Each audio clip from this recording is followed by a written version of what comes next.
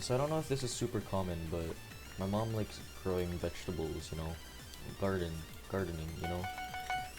And one of the things that she grows are cherry tomatoes, which are very tasty. I don't know why people call them grape tomatoes. They are not grapes, they are cherries, because they are red. He lived that? What a freak! Right? So, you know, I eat them when I get the chance, because, I mean, they're tasty. So I do. I eat them. I partake in the consumption of cherry tomatoes. You know, I'm a cherry tomato connoisseur, if you will. So I partake in them. But you don't get that many when you have like a few plants, right? You don't get a billion cherry tomatoes. You don't get infinite cherry tomatoes for free. You know, you have to pay like 5 gems for that, but I digress, you know. Right? Wait. Yeah. So, you know, I'm partaking in my consumption of cherry tomatoes. I'm enjoying them. They're quite tasty. They're just like cherry tomatoes, right? But I don't want to finish all of them. There was like a handful of them. I want my family to have some. I want to share. I don't want to be gluttonous. I don't want to be glutinous, you know? I don't want to be gluten. Wait. Okay, yeah. I don't...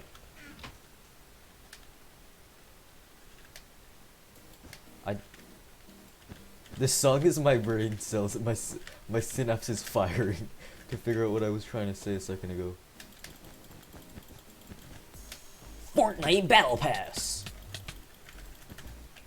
Okay, right, so as I was saying, yeah, so I didn't want to eat all of the cherry tomatoes. I wanted to share with my family, you know, let them have some.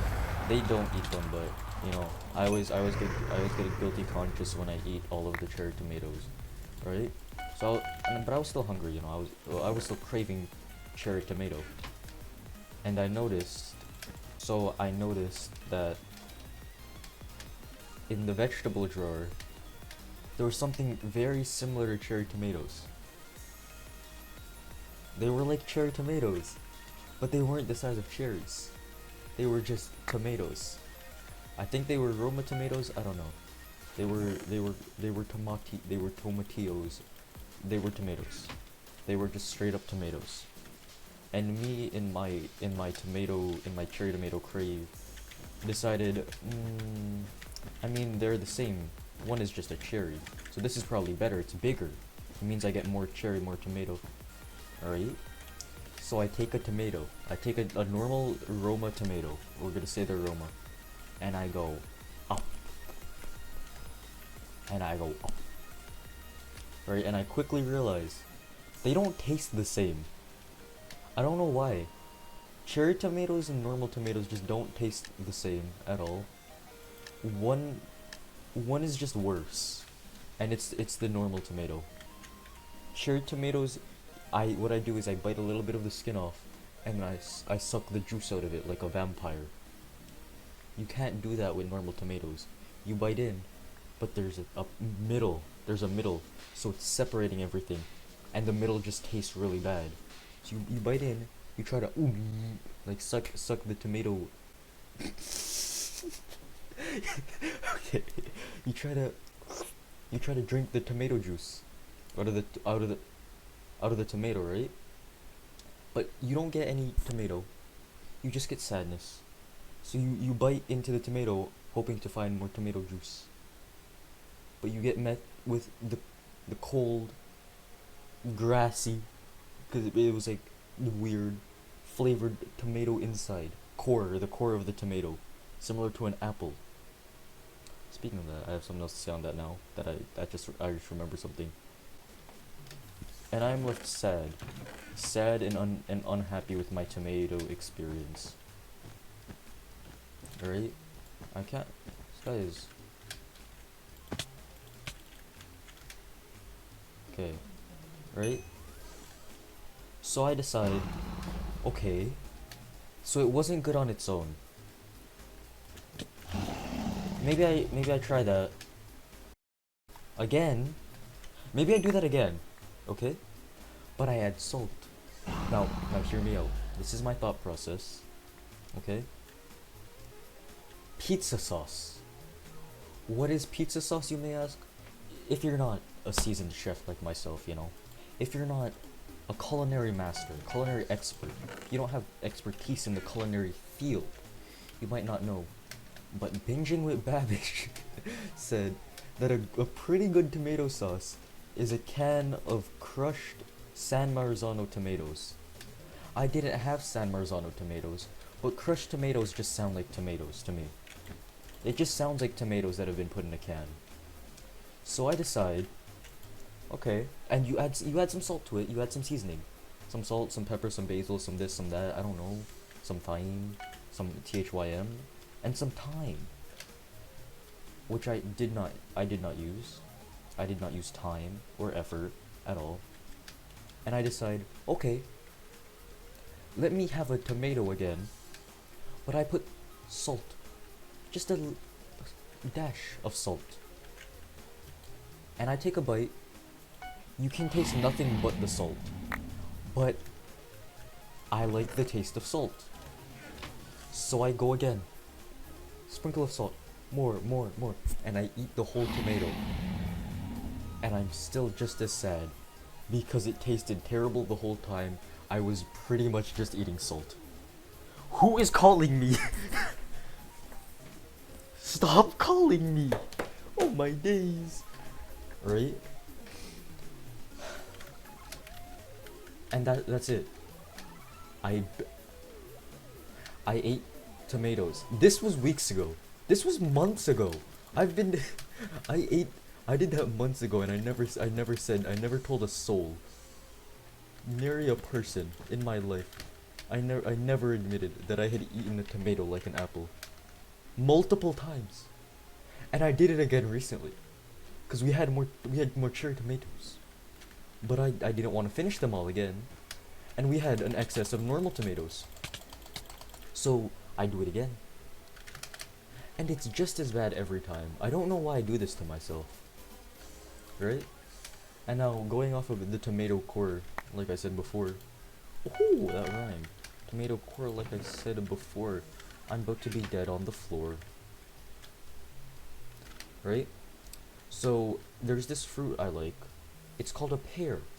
It's like an apple, but 100 million trillion times better. You know, it just is. It exists that way. Fight me. Fight me if you think I'm wrong. I will prove you wrong with my fist that has been carved from eating pears. If I were eating apples all the time, or if I preferred apples over pears, because apples are still alright, you know, an apple a day keeps the doctor away. Gotta stay healthy. Gotta stay strong. Can't be like this big man if you don't eat apples every day to keep the doctor away. But to counteract the apples soy boy effect, I eat 2 pears every hour of the day. You know, right? So when I'm eating pears, you know, I really like the way pears taste. Okay, let me preface with that. I like the way pears taste. They're very nice, very sweet if you get the right ones. If you get the wrong ones, they're not as great. Sometimes they make your teeth feel chalky. I don't know why they do that. It's kind of a weird pear thing, you know. The pear community is still trying to figure it out after all these years. You know, scientists could not prove it. Could not prove why they did this to pears. Because they did. It was their fault. It was the government. Right? Dude, I'm so bad at telling stories. I keep going off. Okay. So when I'm eating pears, you know, I really like the way they taste. So I try to get all of the pear. I try to get as much pear as possible. As much pear for my buck. You know, as much pear per pear that I can get per pear. You know? So I start eating, right? And once there's like almost no pear left, you can't keep eating because there's no pear left. Stay away from me, you freak.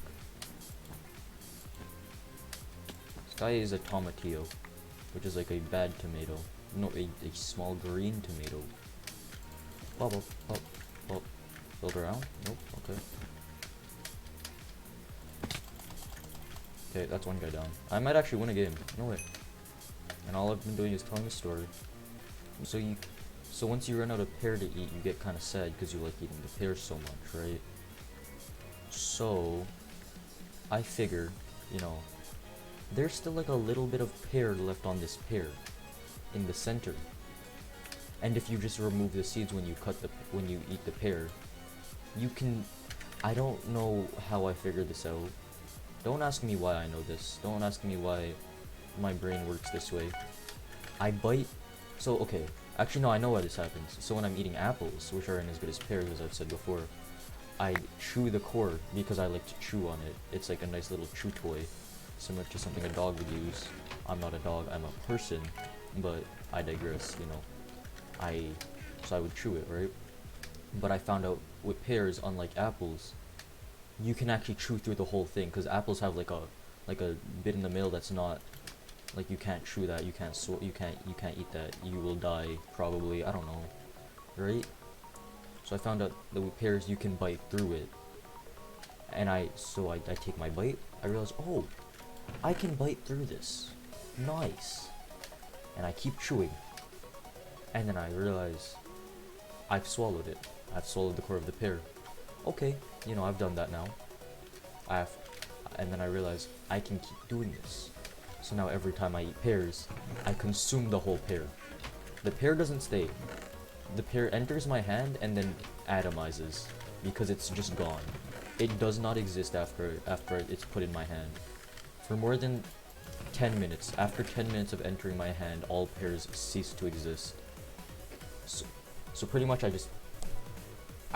I take the pear, I eat around what I like, and then I grab the core, I remove the top, because the top has a stick, right? You can't eat the stick, I'm not a stick eater, unfortunately, for all of the stickians out there, you know, I'm sorry to say.